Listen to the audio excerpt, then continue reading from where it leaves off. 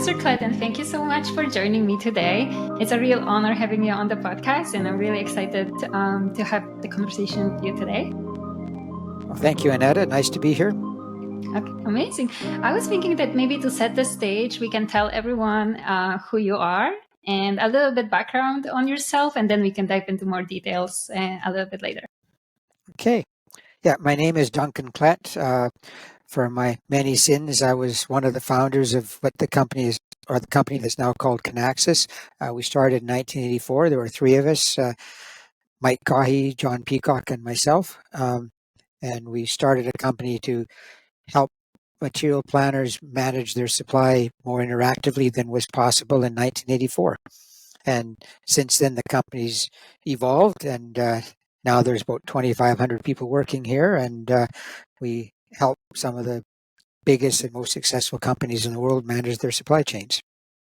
This is amazing, and the story will be something really incredible to listen to in a moment. But I was just wondering, how many people were working for Kinaxis when you first established? When we first started, there were three of us. Oh no, Mike, just John, and myself, and we sat around a card table. I think it was August 5th, 1984, in a basement rented suite, and basically said, "What have we done now?" We'd left our jobs and didn't have any money raised at the time, and we had a new company. Wow! So what pushed you to do that? Because that's a huge step to leave a company that brings you your income and then trust into something that doesn't really exist yet. Not knowing what's going to happen while you left your job, you probably had your families at that point as well, so you had responsibilities. Was it scary? How did that feel? It was a bit of a leap of faith. Now, I was very fortunate that my darling wife was a school teacher at the time. She's now retired, and we figured out we could manage on her salary for a while. We had a new baby at the time who was was a baby. She was 6 months old or something. But yes, that was it was a bit of a leap of faith. And so the first thing we did was raised a bit of money, and then that kept us going for a while, and hired a few people, and got on with the job. Yeah. So what was the vision at the beginning? Because I'm sure you didn't think that you will create a global company that's the leader in the supply chain. Well, I guess we did and we didn't. We actually started building hardware. So we built, well, our design was a piece of hardware that would run material requirements planning, MRP, 1,000 times faster, or 5-minute MRP was our vision. At the time, they typically ran 40 hours or more. So basically, you ran it over the weekend. And our vision was to let people do that virtually interactively. And the result would be that the planners would come up with better plans and have better supply chain execution. Okay, and for those people who don't have any background in supply chain and are not very technical, what is the MRP? Like, how could you break that down for somebody who doesn't have any background? Like, because even for me, I understand what you're saying, but not exactly. Mm-hmm. Would you be able to break it down? Yeah, so MRP is material requirements planning or manufacturing resource planning. There's MRP capitals and MRP small, basically the same thing. So the idea is it was a technique developed in the 60s, I guess, and the idea was you could take your demands and you'd look at your inventory at the end customer level and say, okay, I've got 50 of these in stock. Well, I have an order for 75. So I'll ship the 50 and I need to get 25 more. Well, how do I get 25 more? Well, I'll make them. Well, how do you make them? Well, you have a thing called a bill of materials, which is the recipe for making whatever this product is. And it has a list of components in it. So if you're baking a cake, it'll have flour, sugar, water, milk, flavoring, whatever, right? So that's your bill of materials. So then it says, okay, well, to make 50 of these, I need a cup of flour per one, so that's 50 cups of flour. I need 2 eggs each one, so that's 100 eggs I need. And you go through your list, and then you go to you go down a level of the structure, and you say, okay, how many eggs do I have in stock? Well, I don't have any. Well, I better order 100 eggs. How long does that take? Well, that's going to take a week to get eggs in. Flour I can get in 3 days, but I need whatever number of cups of flour. So you repeat that process. It's called exploding, which is taking the new requirements at each level of the bill of materials, to the next level. And then netting, which is how much do I have on hand? How much do I have on order? How many do I need? The difference, I place a new planned order, is called, which then explode again, and you drive that up and down the supply chain. And our customers can have 10, 20 levels in their supply chain when you count all of the distribution network and the various stages of manufacturing and sub-assemblies and things like that. Oh, I see. So at the beginning, you cut that process down from those 40 hours to those, I think you said 16 seconds or so? Well, 15 seconds was what we actually did. Our goal was 5 minutes, but we did better than that. Yeah. Wow. That's amazing. So this is where the idea for Kinaxis was ultimately born, because then Yes. later on And then we switched to running in pure software. So we built our own hardware because in 1984, you couldn't get a box that had hundreds of megabytes of storage on it and had multiple processors. So we had, at the time, a MIP machine was a big thing, which was 1 million instructions a second and a mega RAM. That was a MIP box. Well, we had a lot of those, and you couldn't buy one, so we made one. Okay. And again, just so I understand, like initially when you were building the hardware was doing the calculations, and then you could do the same thing in using software. So there's a thing in electronics called Moore's Law, which says that the density or complexity of chips is basically quadrupling every 3 years, and has been since the 60s when Gordon Moore, who was chairman of Intel, published I'm not sure if it was his PhD thesis or just whatever. He published a paper which became known as Moore's Law, which stated this doubling every 18 months or quadrupling every 3 years. And it's still continuing. So we knew when we started building hardware that commercial devices would catch up at some point. And at the time they did, then we hadn't sold enough boxes to justify having our own hardware team anymore. So we converted to software and redid everything as software, and on we went. And how long did it take to convert into software? Were you a couple of years working? No. We had made some lucky or good choices when we built hardware. Yes, we had built hardware. We did use a commercial processor board and a commercial memory board in our little boxes, but we had some special logic board to connect the boxes, the various processors together, and we had a microcoded C compiler which took that C code that we had written and made it so it would run in our box. But we were able to recompile that in a Unix environment and a few changes, but mostly it worked. And so then we started focusing on the user interface as opposed to the algorithms. And so as we got more and more software, we were able to develop more and more on the user interface to make it more accessible, easier to use, more understandable, and available to more than one user at a time. And how quickly did you start seeing success, or how long did it take? Like, did you have to go through a period of time where you were giving up on your idea, or was it like easy? Well, we never gave up, but which is a lot of perseverance. And I think that's a lesson for anybody starting a company, that very unusually would you never have speed bumps. So no, we were an overnight success after about 25 years of hard slogging. Okay, wow. So would you really say it took 25 years to really see it like take off? At least that, yes. Wow, that's real. Now we had some sales, and we always had happy customers. It was a matter of convincing others that the approach we were taking of this interactive planning environment actually made sense for them. But our customers were happy, getting great results from the money they were spending with us. And so it was just how to broaden the market, how to convince more people to use the tool. And at the beginning, were you one of the people and your co-founders who were going to customers and trying to convince them, or did you from the get-go had people like salespeople and doing this for you? Well, no. Mike Cahy, our founding president, was president and chief of sales. The rest of it, well, John and I helped him, and we did some joint calls, and he ran the relationships, I'll say, to get those sales. We supported with technical information and demonstrations and things like that as required. We also had, there were 3 employees to begin with, but then we did hire some more people. And we also had some great assistance from the local community. We had a bank manager who was very helpful for us. We had Cognos, which is now part of IBM.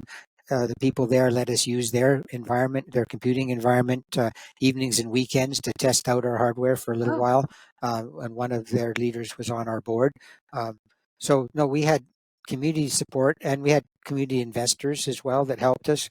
So we had help, but in terms of employees, you were 3 and then 5 and then 7, slowly growing as we could afford to hire people.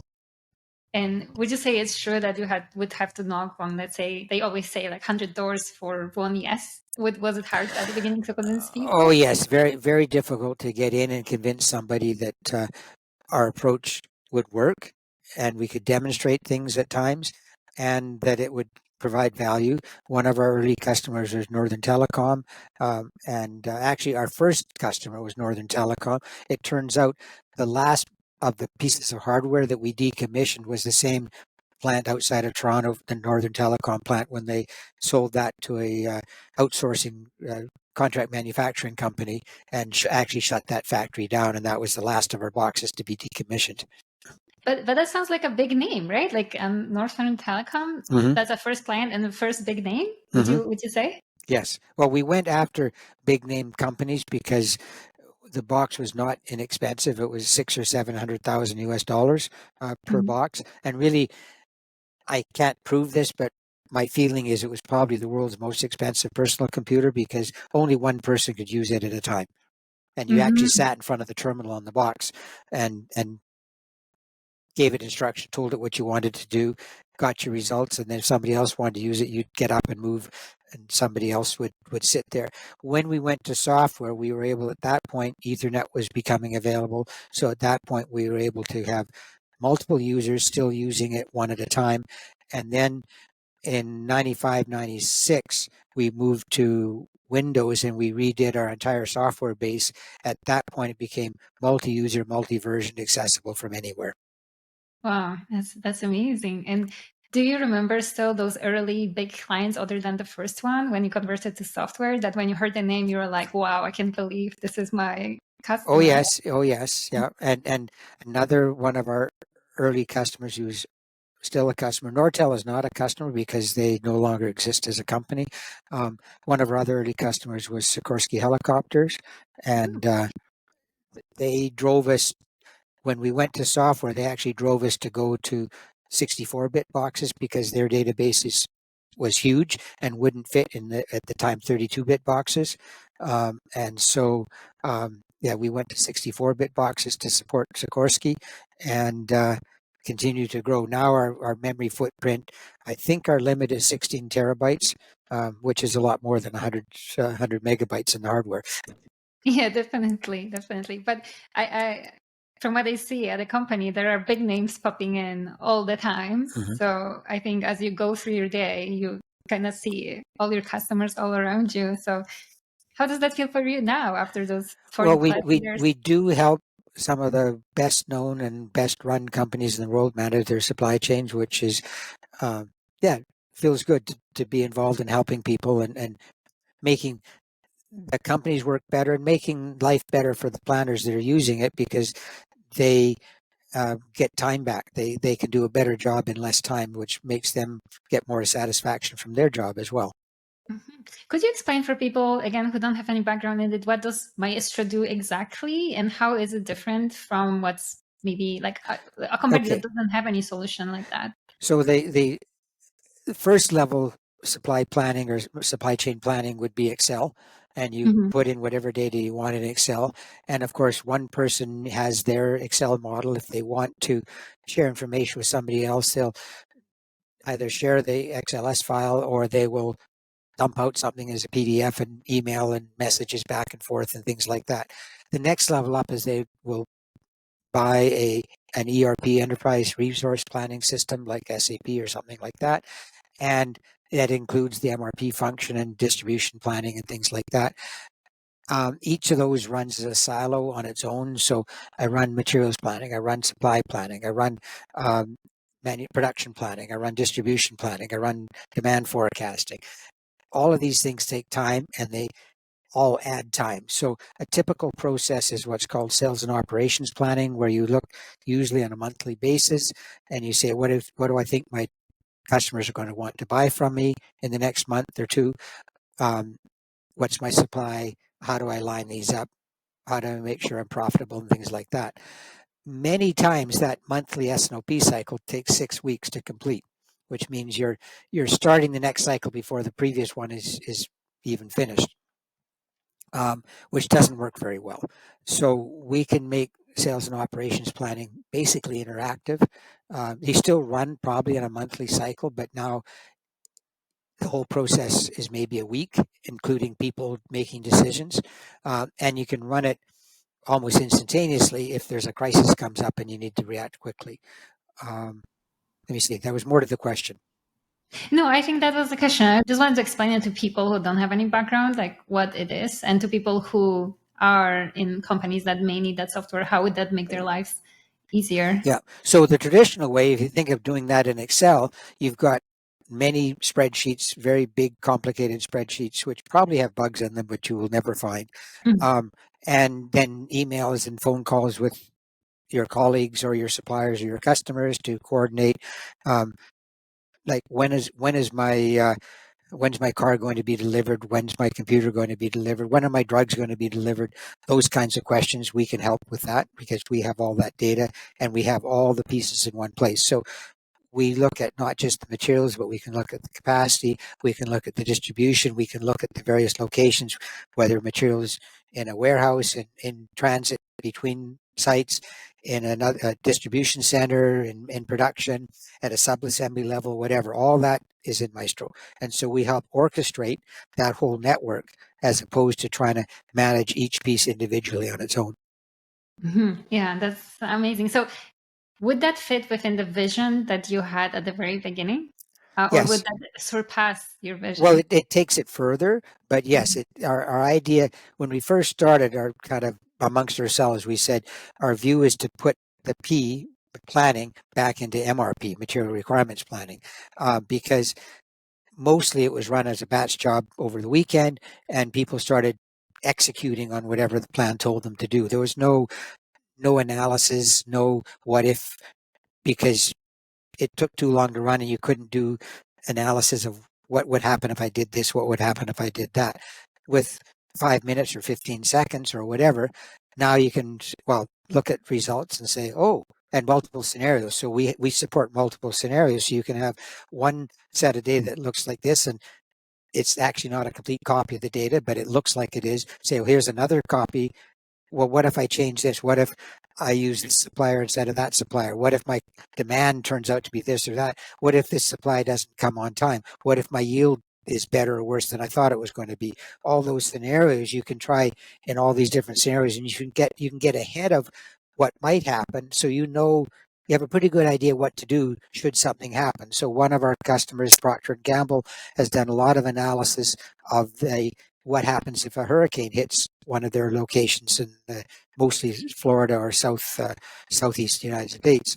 And so they have worked up this whole game plan. They know what to move in, so they can get their trucks lining up, moving materials, moving inventory out of the warehouse in Florida that's going to get hit by the hurricane, move it to Georgia.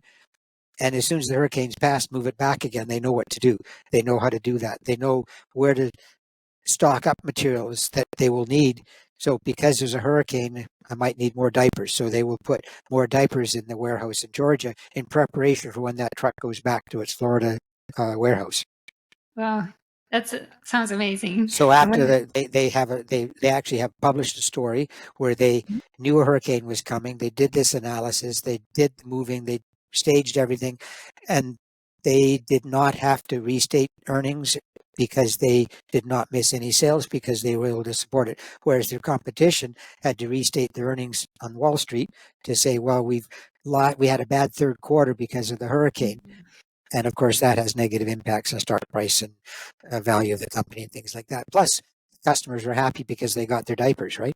Exactly. Yeah, no, that's amazing. So it seems like an easy product to sell because it immediately shows value to customers. But then again, you said it took almost 25 years to see the real like success. Well, you build up a bit of Yeah. every success builds on the previous ones and helps build the next one. So happy customers getting good results, great results, makes it easier to sell the next one, and your reputation starts to spread that this is a product that works.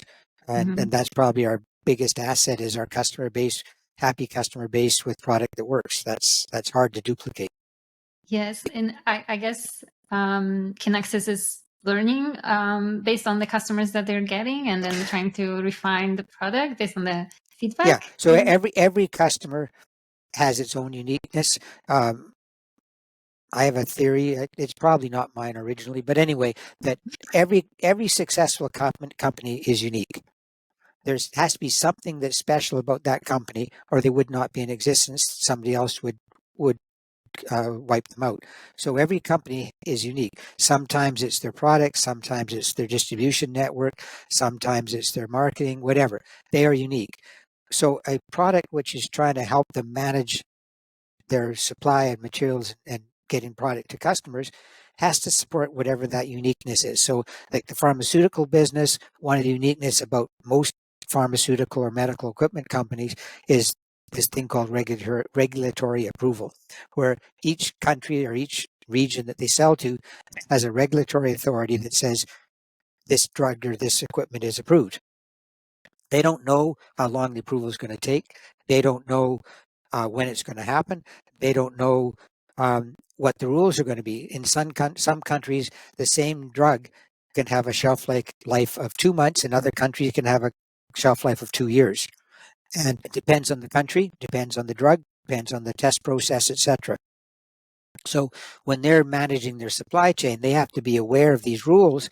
And they even have rules like, I will only accept the drug if it's not made in China, or it's not made in Vietnam, or pick a country. And so you have to keep track of where the product was made, when it was made, and where I can ship it to. And so we help them manage all those things. And we introduce special features in the software to support regulatory approval and shelf life and that sort of thing. An interesting thing is, all of our customers have the same software. It's configured differently, and the data in it is different, but it's the same software. And so we were surprised this feature that we put in for the pharmaceutical business actually is used in our contract electronic manufacturers.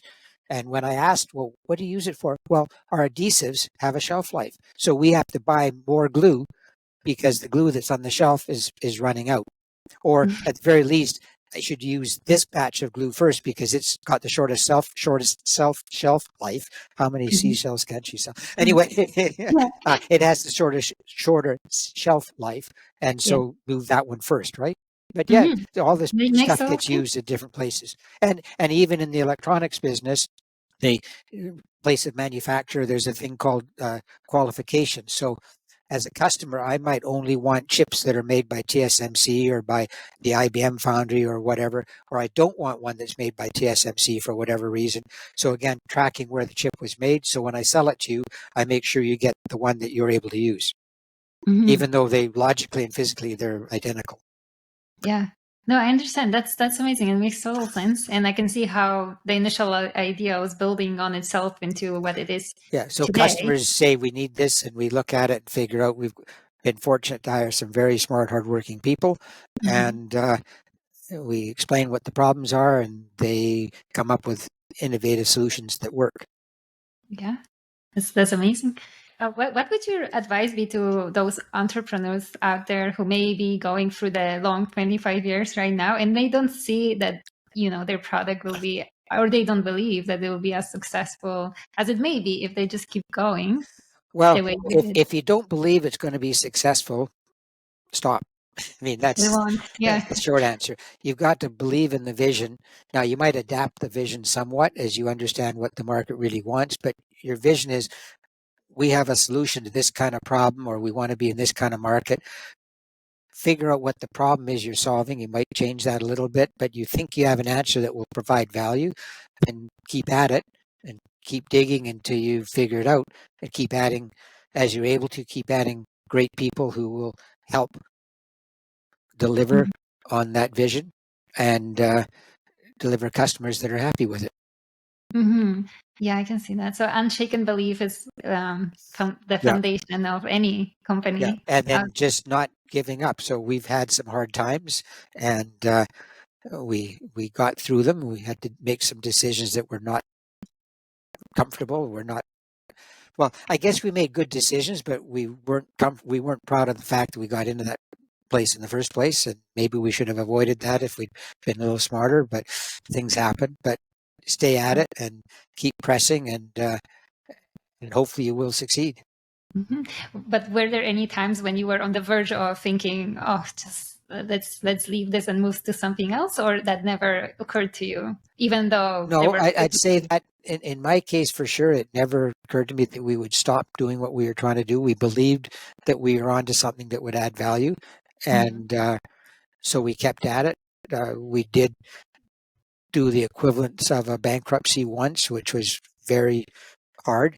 We were, I think, 300 employees at the time, and we cut that in half. And a lot of those people were our friends, and that was not easy. We all took a pay cut to support that. We figured if we're getting rid of good people, they shouldn't be the only ones feeling the pain. And I'd have to say a lot of the people that we had to let go, 2 or 3 years later, we were able to hire them back again. So and they were happy to come join us again. So that was good.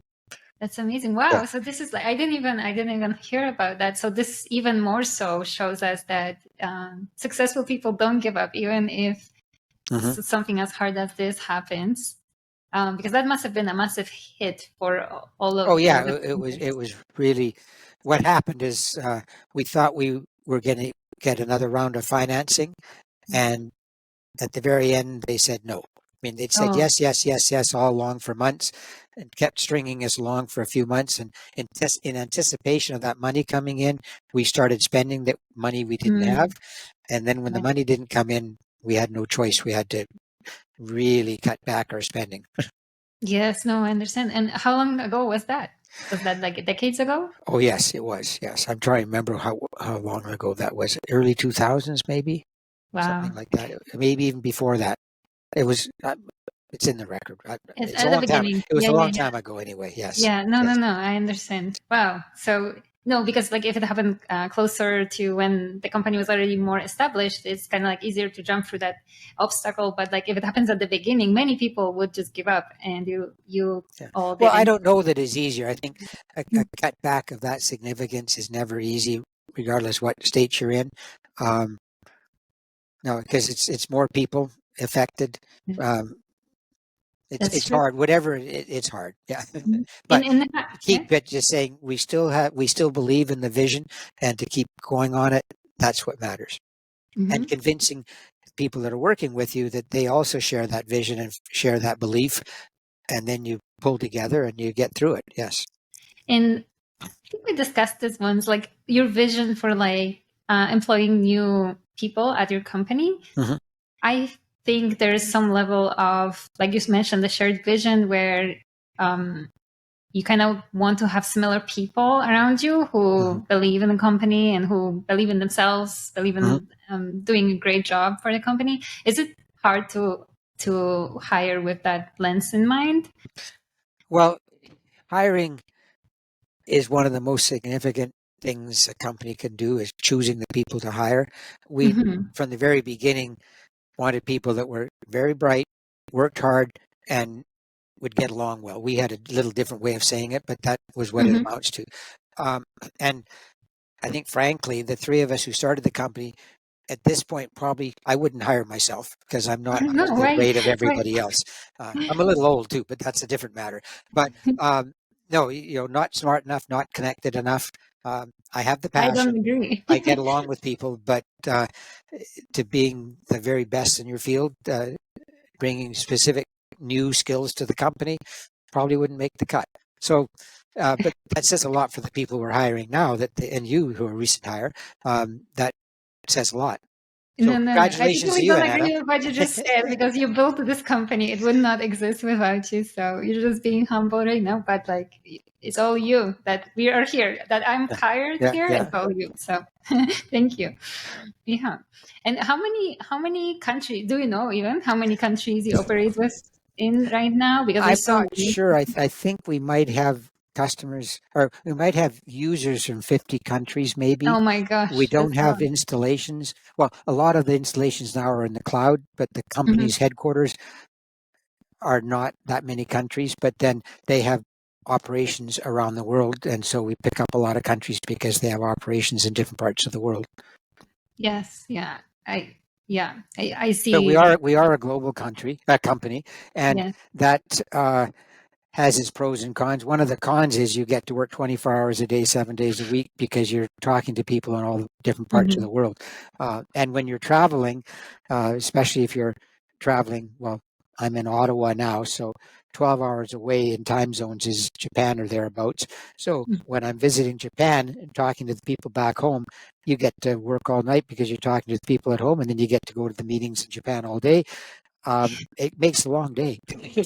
Definitely, it does, but must make you feel very proud to be global. Not Yes. many Canadian companies can say the same.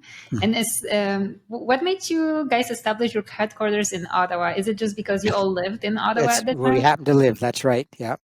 Okay. And Ottawa has been a center of high tech for a number of years, and so there's a good talent base here as well. So it's not just that we lived here, but also Mhm. there was a great talent base that we could pull from to hire people with some experience in what we were trying to do. Um, but then we've hired all around the world now too. Yes, yes, that's true. And at the beginning, I think you mentioned, so we went from three people working for the company to over 2,000, you Hmm. mentioned Hmm. at the beginning? Yeah. Yeah, that's amazing. Well, it took 30 years or 40 years now, but yes. Yeah, no, definitely amazing. And just so I go back a little bit in time, you had background in an electrical engineering, I believe, Hmm. right? Hmm. So was that something that was your passion to begin with, and you were a small boy? Is that what kind of you wanted to get into in Oh, your adult? electricity and electronics and building things was always fun. So whether it was the Lincoln logs, the little wooden logs you build Mhm. houses out of, or Lego Duplo, that was Yes. always fun. Or Meccano sets. Now you're really moving up in the world. Um, Mhm. my dad was an aircraft mechanic, and so Wow. I had some experience with mechanical items and again engineering, building things, making things work. Um, so yeah, that was always fun. And then I got into electrical engineering, which really led more into software than the hardware side of it in my case, but a bunch of software. So I know how computers work. Mhm. I know a little bit about how artificial intelligence works. I did a master's, which ultimately was related to that, but it wasn't really called AI at the time. Um, Mhm. so exposure in these things, done some interesting things in that regard. But yeah, building things, making things work, and I like fixing things. I like making things work better. So that's all good. Okay, all right. So that's all lined up with your passion. So Hmm. maybe that's why you're so successful, also Yeah. because it's just the tenacity, the grit, Hmm. the Hmm. resilience, and you're aligned Yeah. with your passion. You talked about tenacity. So I think you and I, when we talked earlier, I mentioned through high school and university, I was a middle distance runner. So Mhm. shortest races I'd run was I'd be on the 4x4 relay team, but I was the slowest member. But then 800s or half miles, 10Ks cross country, 20K cross country races were probably what I liked best. Um, Good long run. Yeah. My But you get a God. bit of endurance from that. Yeah. No, of course, of course. So yeah, that must taught you not to give up as well. Mhm. Do you still kind of like running just as a My hobby, hips jogging? and knees won't let me do that anymore, but I do Mhm. like getting out for a bike ride. So on the weekend, I guess I did a couple bike rides that were 30, 35 clicks each. So yeah, I get out a bit. Yeah, that's amazing. And what's your role at Kinaxis right now? I know it says fellow in Mhm. your signature, but what does it really mean for people who wouldn't, necessarily Well, know that? there's a few companies that have fellows. There's Mhm. IBM fellows and Microsoft fellows and some others, and there's fellows in universities. So after you've done your time as a professor, you get to be recognized as kind of an expert that's outside of the regular management chain, I'll say, and given a lot of freedom. So I've been given a lot of freedom to do what I think is important and what needs to be done. I have very little authority, but I have quite a bit of influence at times, so I can talk to people and make suggestions or ask questions. And I like solving problems. So again, when things come up, I say, well, have you looked at doing it this way? Have you looked at doing it that way? And hopefully help in solving whatever the issues might be. Okay. And I think because you still have your office, we met in your office. So are you frequently coming in, or just whenever? Well, I'm semi-retired, so I don't come in Mhm. every day by any means, and I spend quite a bit of time in Nova Scotia, so I'm out there quite a bit. So when I love coming into the office. It's a chance to bump into people that I wouldn't necessarily be looking for and just catch up with what they're doing. I had a meeting earlier today with a couple of our younger people that have been with the company maybe 5 years and talking about what they're working on and helping them talk with each other. Actually, today, mostly I just let them talk to each other. I just sat and listened as they were talking about great things and what they were doing and how they resolve different things. So it was all excellent. Yeah. Yeah, that's amazing. And do you sometimes visit the offices in other countries? Because I know we have one in India, I Yeah. believe. So I've not been to India. I have been to one of our locations in Japan. I think subsequently it's moved again. We have office in Europe, and I've not been to that one. We have an office in Dallas. I've not been to that one. But whenever I do travel on business, I like to meet up with our people that are in the vicinity and maybe have lunch or dinner with them or something, and just a chance to talk and Yeah. find out who they are and what they're interested in, and maybe share some of that enthusiasm and passion and interest in helping customers. Yeah, that's amazing. Amazing. Really great. Well, thank you so much for taking the time today to chat with me and walk us through how Maestro works, how it helps customers, and through your background. I think it was really interesting. I definitely learned a lot. Is there anything else you'd like to maybe Well, bring up? I haven't mentioned one thing that I've been pushing of late. So you mentioned that I did electrical engineering. One of the big Yes. topics in electrical engineering is control systems. So using electronics to control whether it's communications or factory equipment or almost anything. And so I did quite a bit on control system theory. And it's always bothered me that supply chain management is a control system. It's not an electronic control system. And there's a thing called the bullwhip effect, which is a little change in the customer demand often results in a huge change at the manufacturing level in quantity and timing. And in my view, this is a natural consequence of a control system. There's a thing called a delay or a lag time in a control system. The longer the delay between a change and acting on it, the worse this negative feedback is, and it makes unstable systems. So delays and ill-informed actions kill supply chain performance, which is a direct outcome of thinking of a supply chain as a control system. And so I've been kind of pushing on that. Okay. So you think about your cruise control in your car. If it adjusted the throttle once every 5 minutes, it really wouldn't work very well. So why do we think that adjusting our supply chain plan once a week is going to work very well, or even worse still, once a month? Yes, make total sense. So Yeah. Maestro is doing it in real time, Yeah. and that's why there's no delays, and that's Yeah. why it's more smooth. Exactly. And connecting all the pieces of the entire supply chain. So not each level doing its own optimization or its own decisions, but doing it in consideration of the entire supply chain. So I don't need to make a lot of material if my warehouse has a whole lot of finished goods. It doesn't matter how much the customer is buying. If all the supply is there, I don't need to make any more. On the other hand, if my pipeline is emptied and the customer has a big order coming, well, then I need to start making a lot because the customer's ordered it, right? Yes. Yeah. And if it takes a week or two for that information to get down to the manufacturer that they needed more, you've lost a week when you could have been delivering. Yes, total sense again. How big would you say a company would need to be in order to benefit from having Maestro? Is it more for like bigger companies, or even smaller companies can? Well, I guess it comes to price point. I think every company that can't manage in a very small spreadsheet could benefit from Maestro. Can they afford it is a different question. We're not inexpensive, so that's why we aim at larger companies, because the value to the larger companies is just that much more. They're dealing with millions of dollars in inventory, if not billions. They're thousands or hundreds of thousands of products. It's just very, very complicated. So we can add value to them. We can add value to the little guys, but the price is a bit high.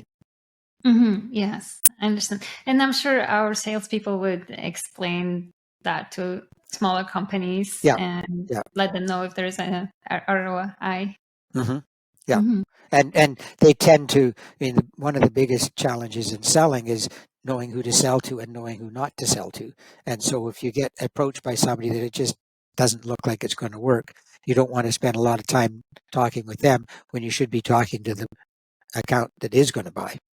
Yes, that makes sense again. I like that approach from companies where they are not trying to sell the product just to sell the product if the end customer will not really benefit from it. So I love that about Kinaxis as well. Good. Yeah, amazing. So let me just take a look at my notes because I wanted to make sure I ask you about all the points I have here. Yeah, I was I was really curious about like your background and like how you overcame all those obstacles which we talked about. One thing is that's at the back of my head is, do you think during those difficult times, is it essential for those entrepreneurs to have the support of their like spouses, their families, or is that something that people can go through alone? Oh, I don't know that they couldn't do it alone, but it certainly is a lot better when you have the support. So, financially, okay, I'm not going to die of starvation because I don't have an income. And encouragement to say, I think you can do this. Yeah, do you want to do this? It sounds like fun. Okay, take a shot. You'll never know if you don't try. Exactly. But recognizing that you will have to get through some hard times. There will be times like the companies that become unicorns overnight. It happens, but not very frequently. You hear about the ones where it's successful. You don't hear about the thousands where it wasn't. Exactly. And that's a factor. But it does happen. But I think maybe 25, 30 years of hard slogging to get overnight success, that might be a bit long for many. Yeah, I think so, yes. But you have to recognize it takes time to figure out what it is that is actually going to work as a market, and it takes time to be able to deliver whatever that is. So, how long does it take to build a reusable spaceship? Well, NASA's tried several times, and they had some success. SpaceX has done better, not without spending a lot of money, though. So. So why would you think most people give up? Like, even if they have great product, even if they have great vision, and even if they believe in it? Well, the first rule of business is to stay in business, which means you need to have cash. And cash is king. And if you run out of money, that's pretty much it, right? Unless you can come up with more money. So to come up with more money, you have to convince somebody that they believe in your vision too, so that you could get more money, or customers to buy so you can get more money. When you run out of money, you're pretty much not a company anymore. So your idea, now it might be that you put the idea on the shelf and come back 5 years later when maybe the environment is more amenable to whatever it is you're trying to do. But that's probably the real killer. Or sometimes you get bought out, or the competitor comes along and wipes you out. But being bought out, there are people who start companies purely on the thinking. The business model is, I'm going to start a company, I'm going to get to a certain point, I'm going to sell it out and go on to the next one. Good. If that's what you want to do, that's great. Good on you. Yeah, but I guess, I don't know, if you're starting out just by thinking that you ultimately want to be bought out, I don't know if you love the company as much then. Well, right? yeah, if you love the company or love the market, love the product and the customers in that space. So yeah, I love making things. Well, happy customers is number one. Visiting a customer site and seeing them making stuff and learning, okay, this is how I make a helicopter. Wow, I turn out this many helicopters a day or a week. That's interesting. And this is how they come together. And see, here we do this, we do this, we do this, and here's the production line, or here's how I make appliances, or here's some of these things, getting a chance to see some of these places as a guy who likes to see how things are Yeah. made, that was always fun. And talking That's with the amazing. people who are doing it was always fun. Yeah. Did you visit lots of Kinaxis customers over the years? Customers and Seeing them? prospects who I know is more Oh, involved you, in the sales side. Yep. Get to see customers and prospects. And yep. wow. And Kinaxis helps all kinds of companies, right? Like in the aerospace and industrial space, logistics. Contract manufacturing, electronics, pharmaceutical, consumer packaged goods, medical devices. Yep. So you've seen all kinds of things. Seen all kinds of things. Yep. Yeah, that's amazing. And there are different parts of the world. Again, like our headquarters is here in Ottawa, and these companies tend to have headquarters wherever the founders started, but not always. And yeah, getting a chance to visit Far East or Europe and stuff like that.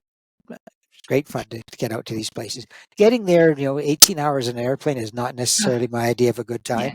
But once you're there, you can forget about it and enjoy the time you're there, which is wonderful. Yeah, of course. Did you meet any of the other founders of big companies? Because there are some big names like founders. Yes, I've met. I'm thinking of 2 or 3 founders that I've met, but usually not. Usually we are dealing with the VP or senior director level, something like that. Not usually the founder. The founders typically of big companies are not involved anymore at Well, that time. they may or may not be, or they certainly aren't involved in supply chain management tools. Yeah. Makes sense. Yeah. Okay. Well, amazing. Thank you once again Thank for you. your time. Okay. It was Thanks. a real pleasure speaking with you. Thanks Excellent. again. Thank you. Yeah. Bye-bye. Thank you. Bye. Bye.